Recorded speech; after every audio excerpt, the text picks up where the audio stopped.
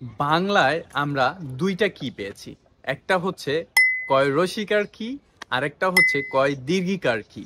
So এই দুইটা কি এর মধ্যে পার্থক্যটা কি আসলে, সেটাই আজকের ভিডিও থেকে আজকে আমরা জানবো। আসসালামু আলাইকুম এভরিওয়ান, আশা করছি সবাই অনেক বেশি ভালো আছেন। This me Rafiqul Islam from solving English.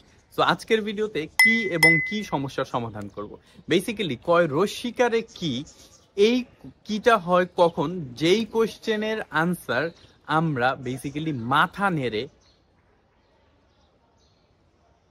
Like that এইভাবে দিতে পারি, তখন কয় রস্বীকার হয়। যেমন তুমি কি ভাত খেয়েছো, দ্যাট মিনস হ্যাঁ আমি ভাত খেয়েছি। তুমি কি ঘুমিয়েছিলা, না আমি ঘুমাইনি। সো এই কোশ্চেনের আনসার গুলো আমরা মাথা নেড়ে হ্যাঁ বা না এর মধ্যে দিতে পারি। সো যেই কোশ্চেনের আনসার গুলো হ্যাঁ বা না বলে বা মাথা নেড়ে আনসার করা যায়, সেই কোশ্চেন গুলোর ক্ষেত্রে বেসিক্যালি কয় রসিকার হবে। আর যেই কোশ্চেন গুলো আনসার মাথা নেড়ে বা হ্যাঁ বা না এর মধ্যে দেয়া যাবে না, সেই কোশ্চেন গুলোতে সবসময় কয় দীর্ঘিকার হয়। যেমন তোমার নাম কি, হবে হবে না। আমি যদি হ্যাঁ বা না বলি মাথা নেড়ে, তাহলে এটার কোয়েশ্চেনের আনসার কিন্তু আসবে না। সো তোমার নাম কি, এখানে কিন্তু আমাকে বলতে হবে যে আমার নাম রফিকুল ইসলাম, আমার নাম রফিকুল ইসলাম। দ্যাট মিনস হ্যাঁ বা না এর মধ্যে আমি আনসার দিতে পারছি না। সো যেই কোয়েশ্চেনের আনসার হ্যাঁ বা না এর মধ্যে দেয়া যাবে না, সেই কোয়েশ্চেনে বা সেই ক্ষেত্রে আমরা কয় দীর্ঘিকার ব্যবহার করব, কয় দীর্ঘিকার। আর যেই কোয়েশ্চেনের আনসার আমরা হ্যাঁ বা না এর মধ্যে দিতে পারবো, সেই কোয়েশ্চেনের ক্ষেত্রে আমরা কয় রসিকার ব্যবহার করব। সো এটাকে যদি আমরা ইংরেজিতে নিই, তাহলে কি দাঁড়ায়? ইংরেজিতে বেসিক্যালি যেই কোয়েশ্চেনের আনসার হ্যাঁ বা না এর মধ্যে দেয়া যায় বা মাথা নেড়ে দেয়া যায়, সেই কোয়েশ্চেনগুলোকে বেসিক্যালি ইয়েস নো কোয়েশ্চেন বলা হয়। যেমন do you like to play cricket, তুমি কি ক্রিকেট খেলতে পছন্দ করো? ইয়েস।